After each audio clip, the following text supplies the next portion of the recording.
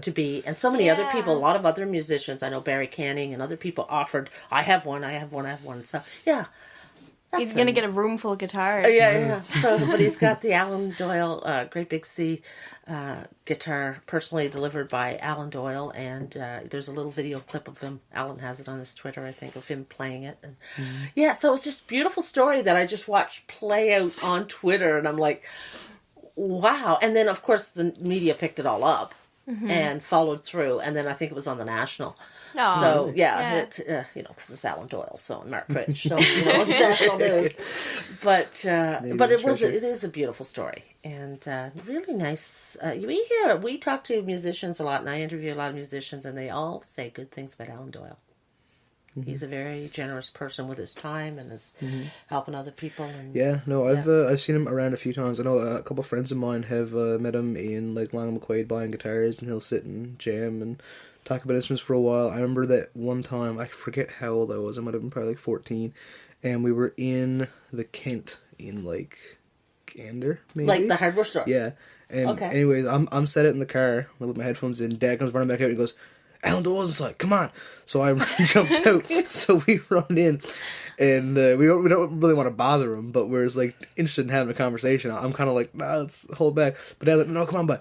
So we run up, and anyways, he ends up going through checkout and going outside, and Father offers to load all the wood he bought into his van so that I could talk to him for a few minutes. Oh, nice. So Dad and me are loading it in piles of lumber, and me and him are having this chat. And he just picked up a baritone uke, I think is what we were talking about. We had a little chat and loaded up some lumber. Nice. And talked to him and his wife or girlfriend, I think it was, yeah. Well, I've been to at least 40 Great Big Sea shows. When I was in Ontario, which I have been a friend of mine. We went to every show there was. Because in Ontario, you could go to... Well, like I've seen them in Detroit. I've seen them in Ann Arbor. Like Rochester. Because you have this... They play everywhere, right? Mm-hmm. Yeah. So we would see them all the time everywhere they played. And I'm really glad I did because then Daryl left and then... You know what I mean? So if you try to spread that over a few years, it's not going to work. But when you do it, like I have a bundle of ticket stubs from Great Big Sea shows. And I often say that we probably own like shares in one of their cottages or something. We spent so much money. I wonder if we could get him on this show. Someday. But but at all those shows, always had front rows, but we never ever met them because they would be bombarded by people, right? And we just went and enjoyed the shows. But a few years ago, I met him at I think it was the season premiere of Republic of Doyle in Toronto at CBC, and I was at that screening I don't know how that came to be, but I was a friend of both of us were invited or somehow came to go to that because it was it was the premiere of Mr. D, like first show ever, and the second season of Republic of Doyle, I think. And so we were there, and of course anybody was there, and Alan Doyle was there. So I finally went over and said, hello, Alan, and introduced myself, and we had a conversation. And I think I got a snapshot of that, because I was dressed up, so you can take a picture. Yeah. And met Mark Rich the same night, I think. Like, there was just a lot. And I knew Alan Hocko anyway. A good friend of mine is his cousin, and so I knew him anyway. Newfoundland. Yeah, yeah, that's the way it is. And... so I met Alan, and he was just so friendly, and just a nice fellow from the Bay, from Petty Harbour somewhere. Sweet little world. He really is. Have you ever read his books? I haven't. My roommate out in Res has it on his shelf. I meant to swipe it over a little while, but I never got to read it. Well, I never got around to it, and then one day I decided I would get the audiobook, and Alan reads it. So for like hours, I sat with Alan Doyle telling me stories in the living room. That's what it felt like. And I'm going to buy the book, but I would highly recommend listening to the audiobook because he reads it so well. Because he is an actor too, right? So he does everything. So anyway... Well, what do you want for Christmas? I was trying to get out of that. Actually, I have one request, and that is a 8-cup coffee press, French press. I have a single cup, but I'm tired of making them big over ones. and over and over, like so. Yeah. And I have a big coffee maker, like an electric coffee maker, which is really It's not nice. the same though. But I would like pressed coffee. I know it's not the same, and I can grind the beans like exactly how I want them. There's some coffee that's just so much better with a little bit muddier texture to it. Yeah. And I love it in the French press. That's my favorite coffee. But I have a single, like I said, and so I have to make a coffee, and then I have to make another one. You know, so it's a process. So if I could make 4, 5, so That'd be good. that's my request. And I've taken a picture of one in Dominion, sent it to the kids, and said, "This is what I want." You can find it here. How big would that actually be, though? Yeah, For an 8 cup? Oh, Like yeah, it's sizable. just Yeah. it's the size of a. Yeah. But I mean, you can make 4. You can make you know. You can do. I probably won't Okay. make 8 every time. Although 8 cup, I mean, if we're talking cups. I drink a mug of coffee. Yeah, exactly. It's Right, so it's usually really like more 2 than like your cups. 5 ounce cup. Yeah. And also, if you have like people over, you're making for a few. Yeah. It's perfect just to have everyone gets a couple. Yeah. That's true. Yeah. Yeah. Because, okay, the normal ones that I've seen are probably, I think, are 2 cup? Yeah, they're like 2, Yeah. like the 5 ounce Yeah. Yeah, that's the cup, standard. which is kind like of like coffee. one normal person mug coffee. Yeah, that's kind of what I One have. normal person. Maybe no one one in this room maybe is a one normal caffeine coffee addict person. mug of coffee. We're all but- drinking Yeah. coffee here, just so everybody out there knows. I got So- ginger tea today. But yeah. That's our little Christmas thing. Yeah. Now, so Bonnie, you have some questions for Christian. Yeah. So we're actually here to talk about your work. Deadly. Yeah. Interrogate me. Boring. Okay. I'm going to read a little snip of your bio first, if that's cool. Okay. It's odd because I wrote it. Okay. Christian Howse is a young, multi-award nominated artist from Central Newfoundland. You're from Springdale, right? Cool beans, yeah. Who is making strides into the East Coast music scene with his creative and thought-provoking music. Christian's second album, We Were, a full-length album of originals, earned him a nomination for 2018 Canadian Folk Music Award, Young Performer of the Year. I'm going to ask you about that later. Cool. With a passion for storytelling and a love for telling it how it is, Christian illustrates a very raw and very real depiction of the greatest fears, darkest feelings, and most beautiful revelations that we all come to feel to some extent throughout our lives. His songs are sure to leave you looking inward, seeing a bit of your hidden self in every word. I don't think I did write that, did I? I'm not sure. I don't believe that part, no.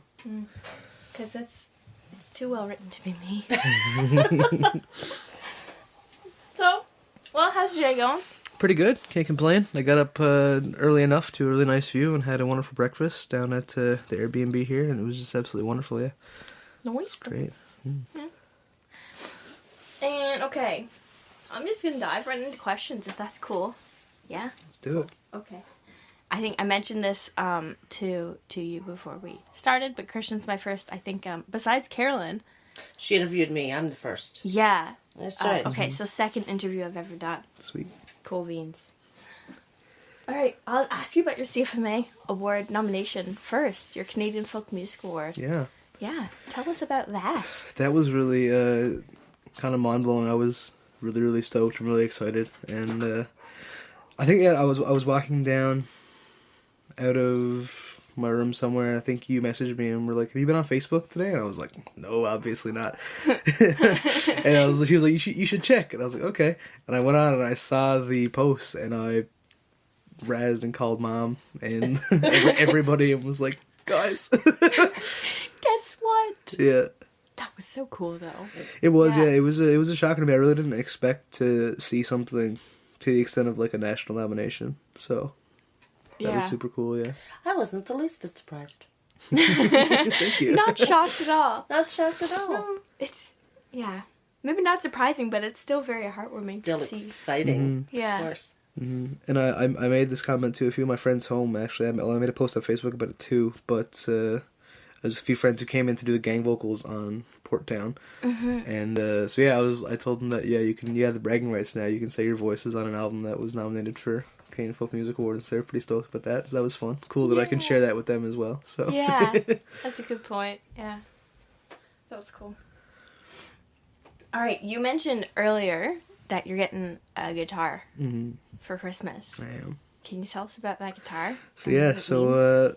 a little while ago we put in some applications and stuff looking for a guitar sponsorship with Furch Guitars, previously known as Stonebridge, yes. And so yeah, after some chats with them, we we finalized that, and I'm getting a really beautiful guitar. It's a model that is discontinued now. It's one they had left in the stockroom, but they've done it out with a custom pickup for me for the percussive style and picking up a lot of that resonance and a few different things, and it's really spec'd out. I'm super stoked. It's like 22-to-1 gear ratio tuners and African mahogany and Sitka spruce, and I'm probably going to cry when it gets here. But yeah, and that's at a full sponsorship with them, so we'll be working back and forth and doing some social media stuff, and they'll share me around, and I'll share a bit of them around, and should be fun. It's looking good for the next year or so. Yeah, I'm excited to hear what comes out of it, too, because you've mentioned before that. Yeah, I feel like whenever you pick up a new guitar, a different guitar, that there's different tones that just resonate well in that guitar, and you hear different things, and therefore you'll write different things, because they'll kind of just come to your ear more. Mm-hmm. Like moving from the 6-string up to that 12 that I had was, like I said, different, and brought a lot of other harmonics and notes that I wouldn't have heard otherwise, that led me to move somewhere else on the fretboard and write different chord progressions, so on and so forth. Yeah.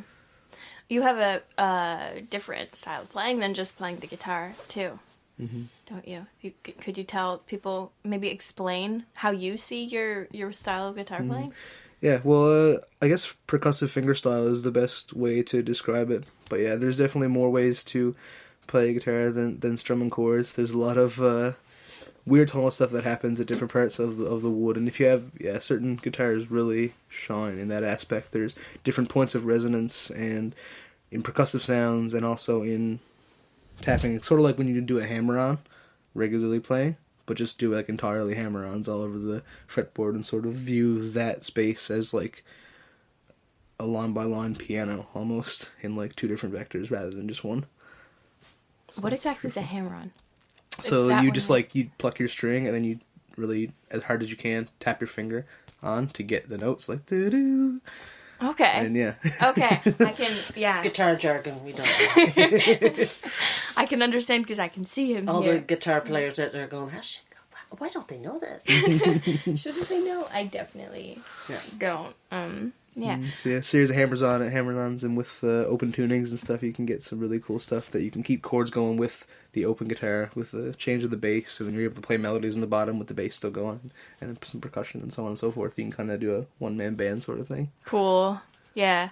You told me how you first, I don't know if it was how you first started fingerstyle percussion, but going around your high school gymnasium, is that right? Or your high school auditorium, like drumming on your guitar when you first got it to kind of figure out.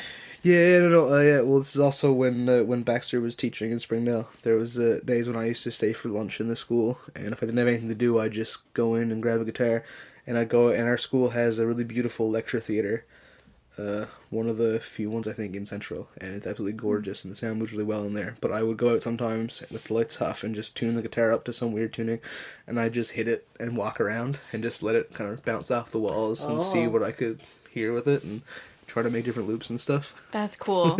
I think people would come in sometimes and be like, "What are you doing?" The crazy man.